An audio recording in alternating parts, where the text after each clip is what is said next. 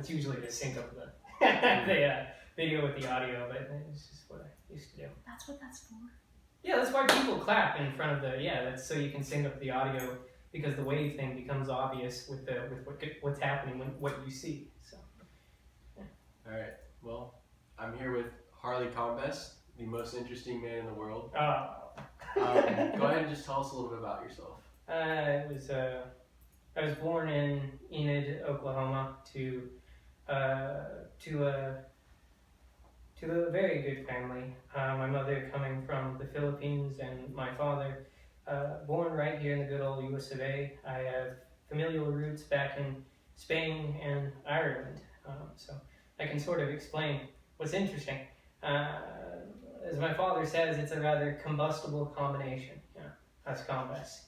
And I grew up and really had a passion for I grew up not really caring about math and all that sort of stuff and nerd stuff. And but as time went on, I realized I was good at it, and for a while it was only just that. It was only just I'm good at something. You know, there's things that you're good at, there's things that you're passionate at, and you got to find something in between that makes you money.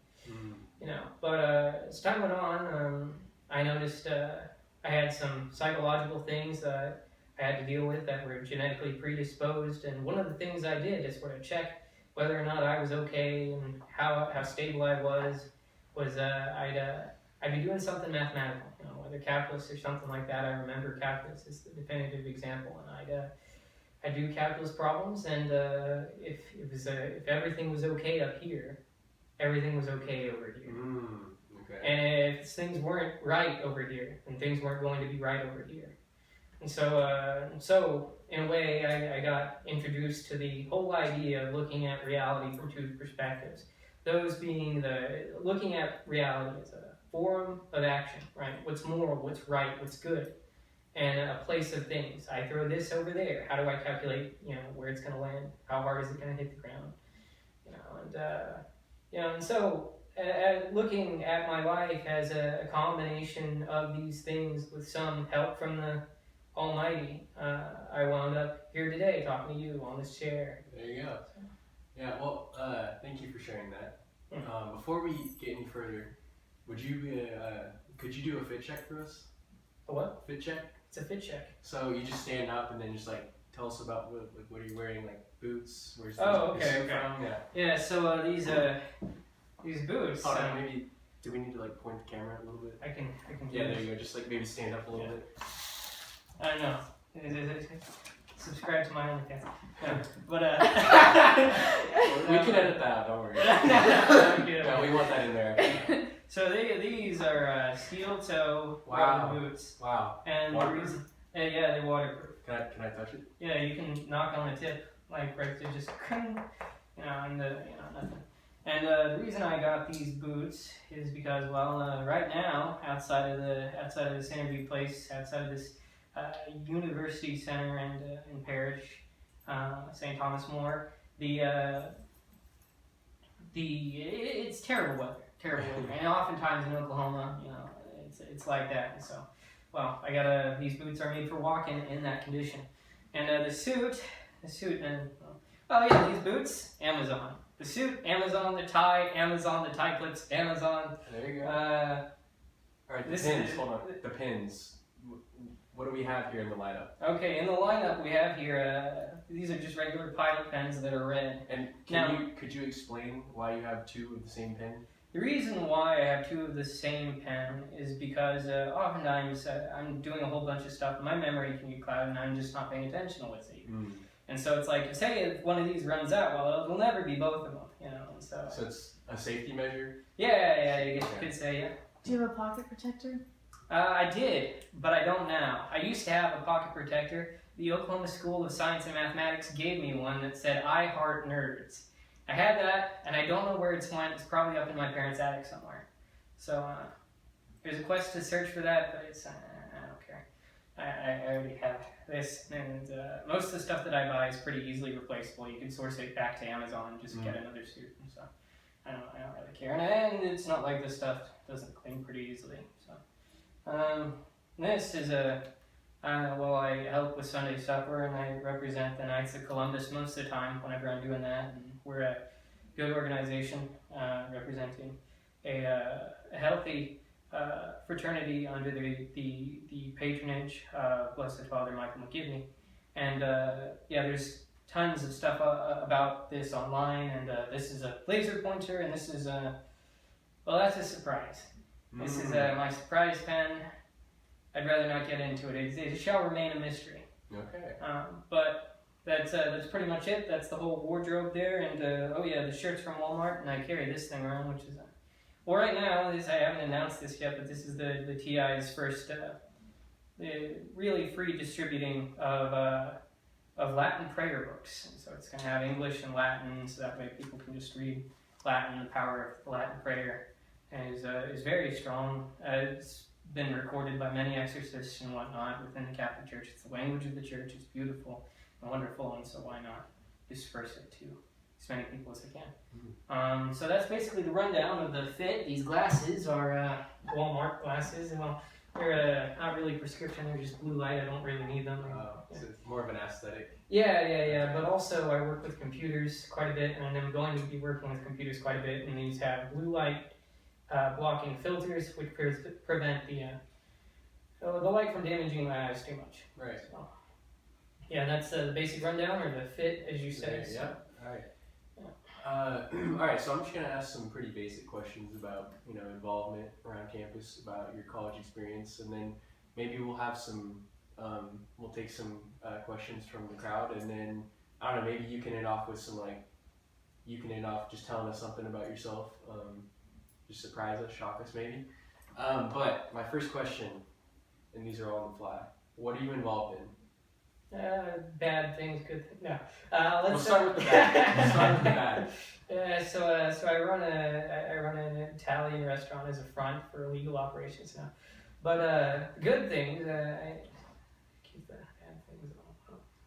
Yeah, you can edit it. No, but in all seriousness, the things that I'm involved in are basically just different avenues that were sort of just these aspects in my life where I started to really put myself out there to help people as much as I could, because I love the things that I do, and I think the world can benefit from having somebody personable and out there who wants to get the people involved with the things that I love. And those things are mathematics, so I'm involved with the OU Math Club. I'm president of the OU Math Club. I have been since the start of this semester. How I originally got involved with the Math Club is, I just sort of put myself out there with some of my skills. These skills being graphic design and social networking. And so I set up a social network account for the Math Club. They hadn't had it. And I thought they needed it. It's like, we're living in the new age here, people, and it's like, it's been some time, you all need a social media account. So I built one for them, and I posted these videos and stuff, and then I went to them and I said, hey, either, you all can take this account, and you can run it as you want, or what you can do is you can make me a position as social media coordinator. And so they talked about it, and they were like, yeah, we want you to come on as social media coordinator. So that's how I got my foot in the door with the Math Club, and from there I just kept with it and kept doing as much as I could, trying to help people with that, and that's what led me to being president of the OU Math Club. And this isn't at all like sequentially. This all happens all at roughly the same time. The OUTI, the OU Thomistic Institute, I got to be being good friends out here with the Catholic community whenever I started to really come back to the faith.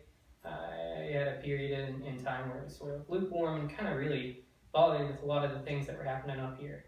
And as I grew closer to God and started interacting with more and more people, I tried to find more and more avenues where my skills could help the most people.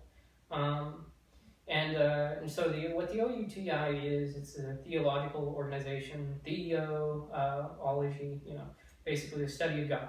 Right, like justifications for his existence, stuff like that is what commonly makes up theology. What's right, what's wrong, according to God. How do we know that? Is it sola scriptura? No, it's not. But and so stuff like that. And I started to really figure out these events, which applied to a lot of people. So so one of the things was extraterrestrial life in the Catholic Church. I tried to set that up, and the dates and whatever, but that's in the past. And God and Suffering was another event that we hosted, and so I've been making events like that, and I've also been getting together with other organizations in the local community, like the True Family Lecture people who do something similar, and the campus ministry who needs more speakers for their Holy Ground stocks. So I've been trying to organize that, and it's been going well. It's been just such a joy to serve there. And another thing I worked on was the OU Chess Club. It's no longer a thing anymore because of the fact that basically my involvement with the OU Chess Club was I just showed up, I played chess, and they were like, we need executive members. I was like, I can be an executive member. And I ended up becoming president really quite fast because it was kind of a deal where it was like, life gets in the way and stuff like that. And this other person that was in charge of it was a computer science major. And I'm sorry. No, I came onto the scene. I responded to an email. I remember this. It's getting kind of long. But I remember this. I responded to an email that was like, hey, we need people for the OU Chess Club. We need leadership. And so I remember this. I sent in my message. And then I got a call, and then the guy talks to me, and he was like, so you want to be president? I was like, oh, sure. It's like, is there anybody, I was like, why am I just becoming president? And he was like, nobody else applied. And so, it's like sometimes you got to pay attention to those moments where it's like kind of like, you never know how many people are actually going to see a treasure for what it is. And so that's what I saw the OU Chess Club as.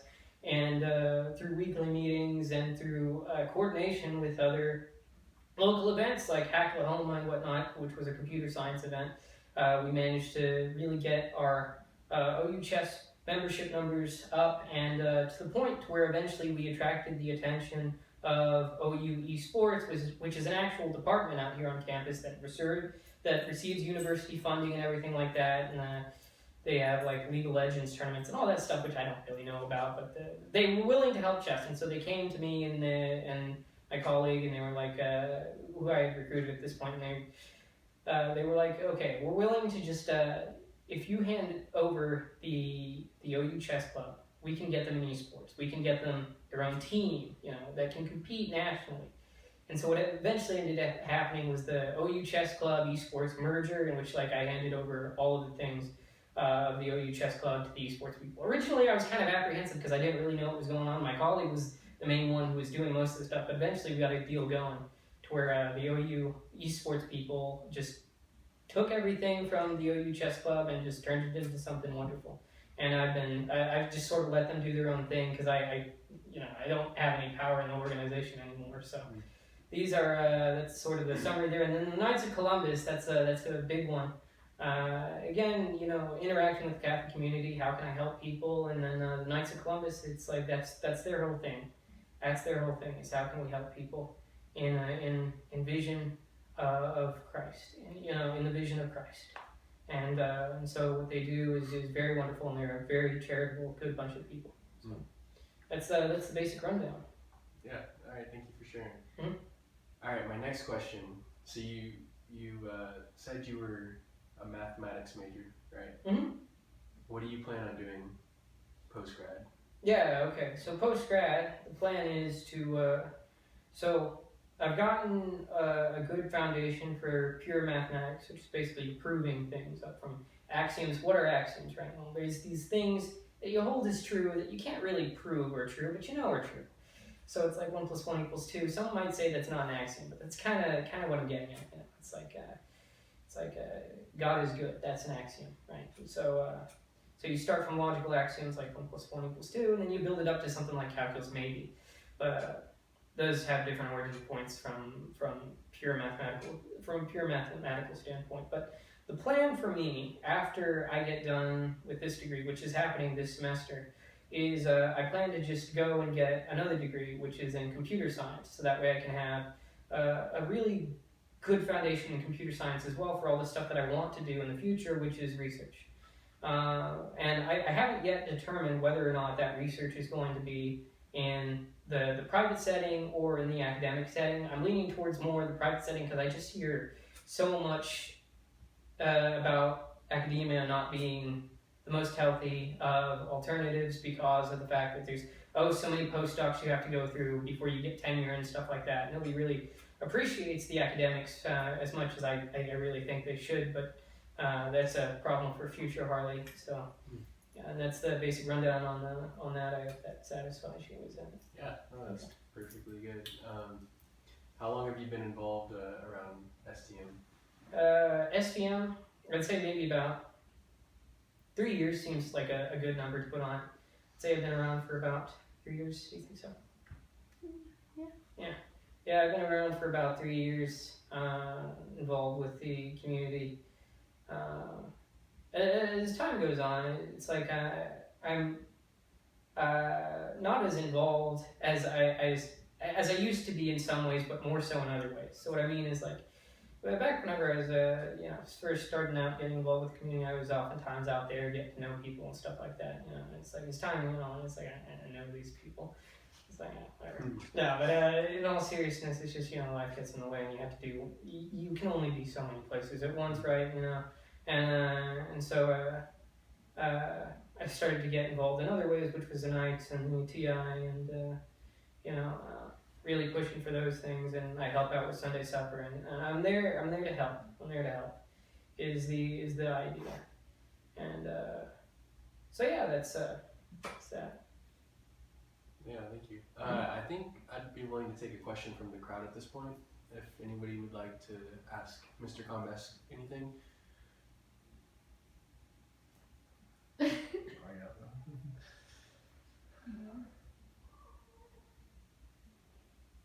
You have something? No. All right. Well, then maybe we can move on to like. Could you just? I don't know. Is there anything you'd like to share? That you would look back in maybe 10 years and say that was valuable? Oh, so like a moral or a message or okay. So I guess a message for the audience here is, look, there's only so much you can do with the time that you're given, and you're blessed with that time. So don't ever take it for granted, and don't ever hold back on the things that you care about. And look, you're gonna step on a few toes if you're doing something that's important to you. That's always going to happen, and no matter what setting that you're in. But the thing that matters isn't so much the toes that you break, it's the people that you manage to help back up. So do the best you can, because that's all you can really do. You have a good one out there. Yeah. All right, let's say one word. Summarize you. One word. Short. No. Let's see. Yeah, come on.